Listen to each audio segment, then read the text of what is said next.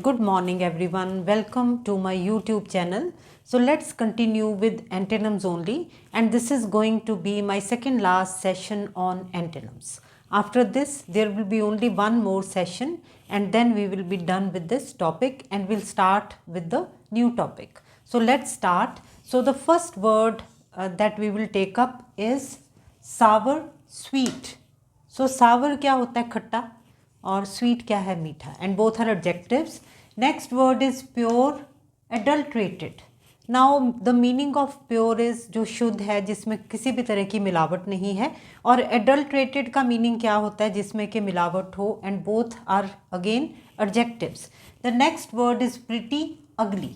Now pretty is something or somebody who is good to look at, who is pleasing to the eye, who is beautiful to look at. So and the opposite is ugly. So pretty ugly, and both are adjectives. Next word is philanthropist and misanthropist. Now who is a philanthropist? A philanthropist is a person who is rich and who helps the poor and the needy. And the opposite is misanthropist. So misanthropist is a person who hates humankind in general and does not help anyone. So philanthropist हम किसको कहेंगे? जो कि अमीर है और दूसरों की मदद करता है. और misanthropist क्या है? जो कि किसी की मदद नहीं करता है. Next is pros and cons. Now pros का मतलब क्या है? एडवांटेजेस. एंड कॉन्स का मतलब क्या है? डिसएडवांटेजेस. आपने कई बार सुना होगा pros and cons of this plan, pros and cons of living in a big city के फ़ायदे और नुकसान. So pros and cons. The next word is question and the opposite is answer. So question answer, प्रश्न उत्तर, and both are nouns only. Next word is please offend. Now please is a verb and the opposite will also be a verb. So please का मतलब क्या है? जो कि खुश करने वाला हो, जैसे कि his words pleased me. और offend क्या है? जो कि जिसको कि जिससे आपको गुस्सा आए. जैसे आप कह सकते हो his behavior offended me, कि उसके व्यवहार ने मुझे गुस्सा दिला दिया, नाराज़ कर दिया. So please and offend are both verbs. The next word is prodigality and the antonym is parsimony. No prodigality का मतलब क्या होता है? फिजूल खर्ची. और पार्सिमनी का मीनिंग क्या है? जिसमें कि बिल्कुल भी जब कोई कंजूसी करता हो, खर्चा करना बिल्कुल ना चाहता हो, तो वो क्या आ जाता है? पार्सिमनी. सो प्रोडिगैलिटी टाइम की भी हो सकती है, फिजूल खर्ची. मनी की तो होती है, money, time, energy. So prodigality और पार्सिमनी. इसी तरह से प्रोग्रेस और regress. No progress is being used as a verb here, तरक्की करना या आगे को जाना. और रिग्रेस का मतलब क्या है? पीछे को आना. So progress and regress. Next word is quiet, noisy. So quiet क्या होता है? जो कि जो कि पूरी तरह से चुप हो, क्वाइट. और इसका ऑपोजिट क्या है? शोर शराबे वाला. So quiet, noisy, and both are adjectives. Now let's continue with the next row. So the first word is straight, crooked. So straight क्या है? जो सीधा है बिल्कुल, जैसे हम कहते हैं स्ट्रेट लाइन. और क्रूकेड क्या है? जो कि सीधा ना हो, जो कि टेढ़ा हो, उसको हम क्या कहते हैं? क्रूकेड. जैसे एक स्टिक है, अगर वो सीधी है और अगर वो थोड़ी सी मुड़ी हुई है, सीधी नहीं है, तो हम उसको क्या कहेंगे? क्रूकेड. और क्रूकेड हम उस व्यक्ति को भी कहते हैं जो कि चालाक हो, crooked. Next word is permanent, temporary. Now permanent का मतलब क्या होता है? जो कि काफ़ी समय के लिए हो, स्थायी हो. और टेम्परेरी क्या है? जो अस्थायी हो. सो permanent, temporary. Next word is predecessor and the opposite is successor. Now predecessor का मतलब क्या होता है? जैसे कि इस टाइम पर कोई किसी चेयर में है, कोई पोजीशन है किसी के पास, तो जो उससे पहले था वो उसका क्या था? प्रेडिसेसर. और जो उस ऑफिसर के बाद आएगा वो क्या होगा? उसका सक्सेसर. सो प्रेडिसेसर, सक्सेसर, पूर्वाधिकारी और उत्तराधिकारी. सक्सेसर जो बाद में आएगा वो सक्सेसर होगा. Next word is prolific sterile. No prolific हम किसको कहते हैं, जिसको जैसे हम कहें कि फल देने वाला, प्रोलिफिक। और आमतौर पर ये किस सेंस में ज़्यादा यूज़ किया जाता है, किसके साथ, जैसे कि कोई राइटर हो, अगर बहुत ज़्यादा उसने काम किया है, बहुत सारी चीज़ें उसने लिखी हैं, for example he has written many novels, तो वो क्या है, प्रोलिफिक राइटर है। इसी तरह से प्रोलिफिक लिरिसिस्ट, जिसने कि बहुत सारी लिरिक्स लिखी हैं। और उसके ऑपोजिट स्टेराइल क्या है, जो कि जैसे आप कह सकते हो ना, जो खाली है, विहीन है, उसको हम जैसे हम कहें स्टेराइल इमेजिनेशन, जिसकी कि कोई उपज ही नहीं है आगे। सो प्रोलिफिक मीन्स जिसने बहुत काम किया है, राइटर कोई इस तरह का। तो और स्टेराइल क्या है, जिसने कि कुछ काम नहीं किया है। So sterile imagination. Next word is strange, familiar. So strange क्या है, जो कि अजीब सा लगता है आपको, क्योंकि वो जाना पहचाना नहीं है। और फेमिलियर क्या है, जाना पहचाना। So strange, familiar and both are adjectives. Next word is prose, verse. अब प्रोज क्या है, जो कि आम बोली जाने वाली या आम लिखी जाने वाली जो भाषा है, उसको हम क्या कहते हैं, प्रोज। और वर्स क्या है, पोइट्री, जिसमें के अपना रिदम है, लय है, या जिसमें के जिसका की राइम है, जो कि तुकें बनती हैं फर्स्ट या थर्ड लाइन की।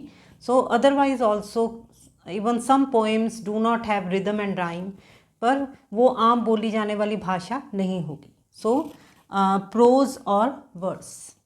Next word is survive, succumb. अब सर्वाइव क्या है, बच जाना, और स्कम क्या है, किसी चीज़ की शिकार हो जाना, चपेट में आ जाना। जैसे कि अगर किसी पर कोई हमला हुआ है, अगर वो बच निकला है तो हम क्या कहेंगे, that he has survived that attack.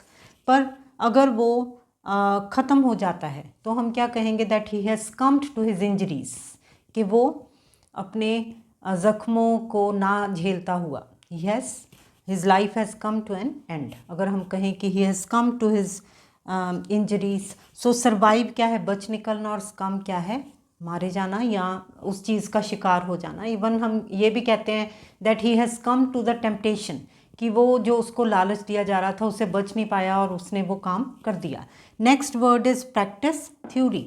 अब थ्योरी क्या होती है, किसी भी सब्जेक्ट के जो आम सिद्धांत हैं, जनरल प्रिंसिपल्स हैं, कोई जनरल रूल है किसी चीज़ का।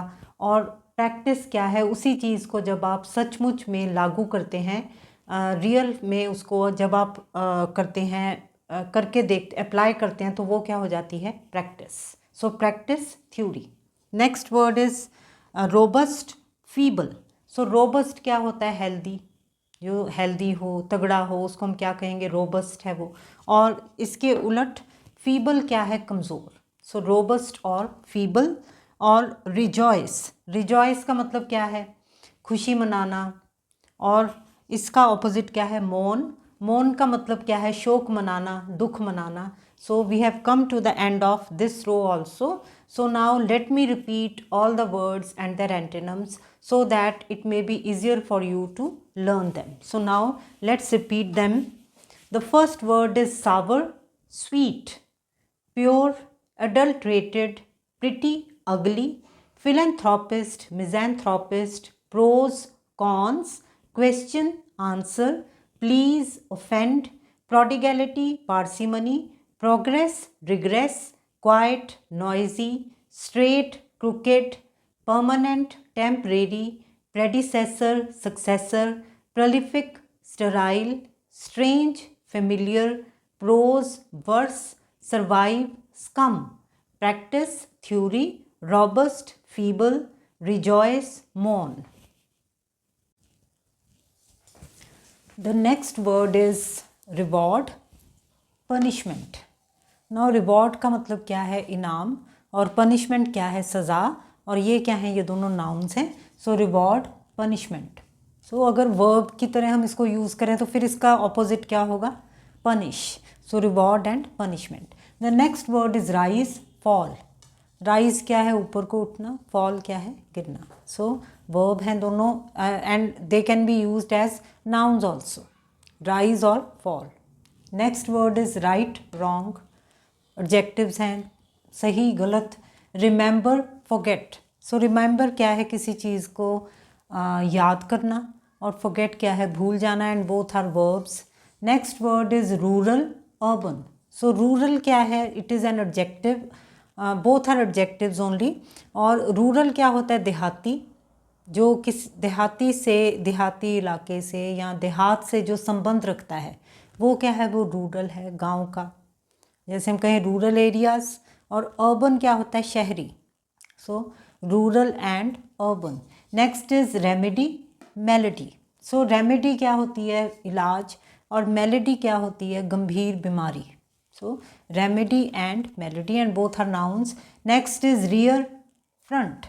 अब रियर क्या होता है, पिछला, और फ्रंट क्या है, अगला। जैसे हम कहें rear side of the house, कि घर का पिछला हिस्सा, या rear door of the car, car का पिछला दरवाज़ा, और फ्रंट क्या है, अगला। सो रियर और front. Next is resolute and irresolute. So resolute हम किसको कहते हैं, जो कि किसी चीज़ को लेकर जो डिटर्मिन्ड है, जो कि जिसने कि मन बनाया हुआ है कि मैंने ऐसे ही करना है, वो क्या है, रेजोल्यूट। और इरेजोल्यूट क्या है, जिसने कि जो कि जिसका भी डिटर्मिन्ड नहीं है, वो उसका मन नहीं बना हुआ, उसको हम क्या कहेंगे, इरेजोल्यूट। जो हेसिटेट कर रहा है वो क्या है, irresolute. Next is repair, damage. ना रिपेयर का मतलब क्या होता है, किसी चीज़ की मरम्मत करना, और डैमेज क्या है, नुकसान करना। So repair and damage, and both can be used as verbs also and nouns also. Next word is similar, और इसका जो अपोजिट है वो क्या है, dissimilar. So similar is an adjective and dissimilar is also an adjective. Similar क्या है, जो एक सा, दोनों चीज़ें समान हैं, और डिसिमिलर क्या है, जो कि अलग अलग हैं। नेक्स्ट वर्ड, नेक्स्ट रो पर चलते हैं। नेक्स्ट वर्ड क्या है, पोएटिकल और प्रोजेक। सो पोएटिकल क्या होता है, जो कि कविता से संबंध रखता हो। सो जैसे हम कहें कि it is a poetical work, कि ये कविताएं हैं। और प्रोजेक क्या है, जो कि जिसमें कि कविता नहीं है, वो क्या है, वो प्रोजेक है। और इसको हम किस तरह से और भी यूज़ करते हैं, सिर्फ इसी तरह से नहीं कि हम उसकी फॉर्म बता रहे हैं कि ये पोएटिकल है या ये प्रोजेक है। इवन जिसको हम कहते हैं ना कि टेम्परामेंट किसी का, जिसमें इमेजिनेशन है, भावनाएं हैं, उस व्यक्ति को हम क्या कहेंगे कि he has a poetical temperament. Prosaic क्या है, जो व्यक्ति डल है। इसी तरह से हम कहें कि it was a very poetical description. अगर हम किसी जगह को सपोज हम डिस्क्राइब कर रहे हैं और हम उसको बड़ी सुंदर लफ्ज़ों के साथ और इमोशनल वे में हम उसको डिस्क्रिप्शन दे रहे हैं, तो it is a poetical description. और अगर हम बड़े डल तरीके के साथ हम बता रहे हैं कि वहाँ पर 2 घर थे, वहाँ पर ये था, बिल्कुल ही जिसमें हम इमेजिनेशन, हम जिसमें भावना नहीं यूज़ कर रहे, वो क्या है, वो it is a project description.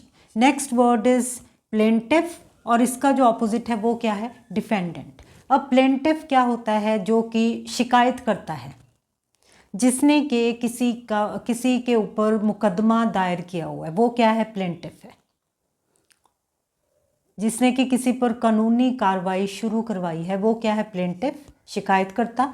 और डिफेंडेंट क्या है, बचाव पक्ष, जिस पर वो मुकदमा दायर हुआ है या जिसकी शिकायत लगी है, वो क्या है, वो डिफेंडेंट है। So plaintiff and defendant, and both are nouns. Synonym and antonym. So synonym क्या होते हैं, वो वर्ड्स जिनके की सेम मीनिंग्स हों, वो क्या है, वो सिनोनिम्स हैं। और एंटोनिम क्या है, जो ऑपोजिट्स हैं, जो कि मीनिंग में ऑपोजिट हैं, एंटोनिम्स। Stationery, moving. स्टेशनरी क्या है, गतिहीन, जो चीज़ एक जगह पर खड़ी है, वो क्या है, वो स्टेशनरी। जैसे कोई पेड़ हो गया, घर हो गया, दीज थिंग्स आर स्टेशनरी। और इसका ऑपोजिट क्या है, मूविंग। मूविंग क्या है, जो कि चीज़ गति में है, मूव कर रही है। इसी तरह से सिंगुलर, प्लूरल। सो सिंगुलर क्या है, जो एक है, जिसको हम एक वचन कहते हैं, जैसे हम कहते हैं सिंगुलर नाउन। और प्लूरल क्या है, बहुवचन। सो प्लूरल नाउन, जिसमें कि एक से ज़्यादा चीज़ों का वर्णन है, वो क्या है, वो प्लूरल नाउन है। और सिंगुलर एक है जो। Next is real, imaginary. So again both are adjectives. Real क्या है, जो वास्तविक चीज़ है, और इमेजिनरी क्या है, जैसे हम कहें रियल इंसिडेंट और इमेजिनरी। इमेजिनरी क्या है, काल्पनिक, जिसमें कि कोई सच्चाई नहीं है। Next word is sweet bitter, मीठा कड़वा। नेक्स्ट सिमेट्रिकल और असिमेट्रिकल। सो सिमेट्रिकल हम किसको कहते हैं, जिसके कि the two parts of the thing are identical, जिसकी कि दोनों चीज़ें एक जैसे, दोनों पार्ट्स एक जैसे हों, वो क्या है सिमेट्रिकल। उसका साइज़ भी दोनों भागों का, पार्ट्स का एक जैसा हो, एक तरह की शेप हो, तो वो चीज़ क्या है, वो सिमेट्रिकल है। और असिमेट्रिकल क्या होती है, जिसमें कि सिमेट्री नहीं है, जिसमें कि जो दो पार्ट्स हैं वो आइडेंटिकल नहीं हैं। और ज़्यादातर चीज़ें क्या होती हैं जो नेचर में भी पाई जाती हैं, दे आर असिमेट्रिकल। जैसे लीव्स हैं, उसमें भी कई बार क्या आ जाती है कि एक हिस्से की शेप थोड़ी डिफरेंट है।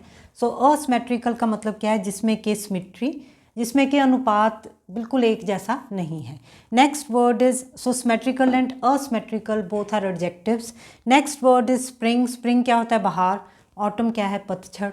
और next word is sudden gradual. So sudden क्या है, जो एकदम से हो जाए, और ग्रेजुअल क्या है, जो आहिस्ता आहिस्ता हो। जैसे हम कहें कि this was a sudden change, और ग्रेजुअल चेंज क्या है, जो कि बदलाव आया है पर आहिस्ता आहिस्ता आया है। So now I have come to the end of this list also. So now I will again repeat them, ताकि आप इसको अच्छी तरह से याद कर सको।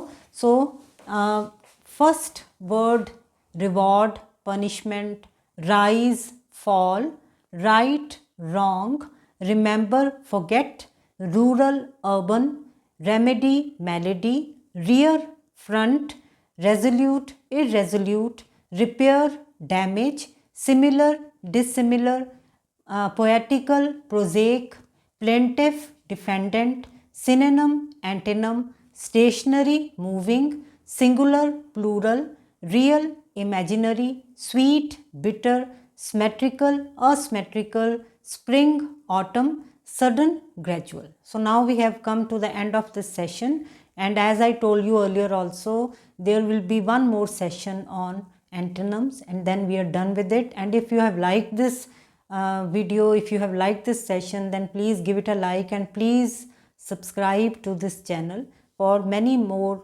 such sessions in future. Thank you very much.